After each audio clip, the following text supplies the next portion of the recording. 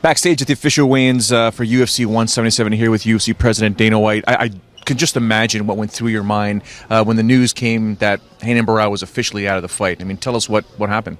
It was brutal. It's been a rough month, but these things happen. When you're dealing with human beings, anything is possible. I've noticed Renan Barao over the years, covering the sport, covering him. Every time we do an Ultimate Media Day, as an example, he refuses to get up to do an interview with me because that's a sign this guy is really struggling to cut weight. He's the only guy that never gets up, and this week was no difference. And he didn't look that good. Is it surprising to you that Renan is having such a difficult time making weight, despite the fact it's really the first time he hasn't done it? Well, the problem is, as he gets older and older, it gets tougher and tougher to make that weight, especially when you've done it as many times as he has. He wanted this fight so bad. He's in great shape and ready for this fight. But he's at a level now, this guy's been a world champion. He hadn't lost before he lost to Dillashaw in almost 10 years. He's making real money. You have to get the proper nutritionist. And the girl from Brazil was telling me he does. He has a nutritionist. Well, guess what? He needs to get a new one. If this isn't a sign that guy needs to go find another job, his nutritionist, and they need to get a legit nutritionist in there where you get to a point where the guys don't have to worry about this.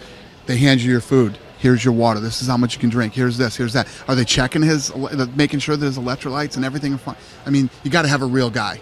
He apparently passed out during the final cut to make weight, and I guess he was taken to the hospital? Well, what happened is, what's crazy is this happened to me a few weeks ago, or a couple months ago, actually. When you lose too many electrolytes in your body, you become paralyzed. Yep. You become paralyzed. And it's the craziest thing that will ever happen. It happened to me. I woke up in my bed paralyzed.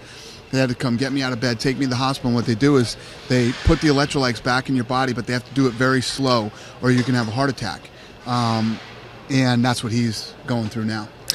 Spoke to TJ beforehand. He is bitter. He is not a happy camper right now with Renan Barao. He's calling him scared. He doesn't deserve a rematch. He basically says he didn't deserve the rematch in the first place. Now he's out of the picture. I mean, your thoughts on what the champ said? I mean, he's right. I mean, I don't think he's scared. He's here.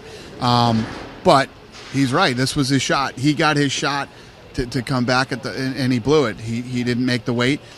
And now TJ will fight tomorrow. If he wins, somebody else will be next in line. Joe Soto steps up out of nowhere. He was supposed to make his octagon debut on the undercard versus Anthony Burchak. Before you know it, he is in a world title fight. Welcome to the UFC. This is a wonderful story when you think about it. I love these. I love these type of situations, and even more, I love guys who step up and take them. It's awesome.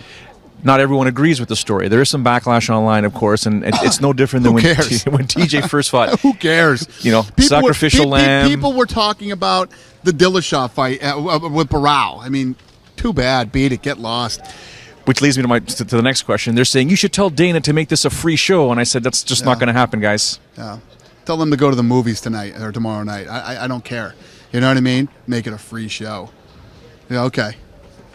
Final quote in terms of Joe Soto stepping in there. This guy's a former champion. He's won a title before. He's actually trained with TJ, so he's definitely not afraid to mix it up there. What are you expecting in this main event tomorrow night?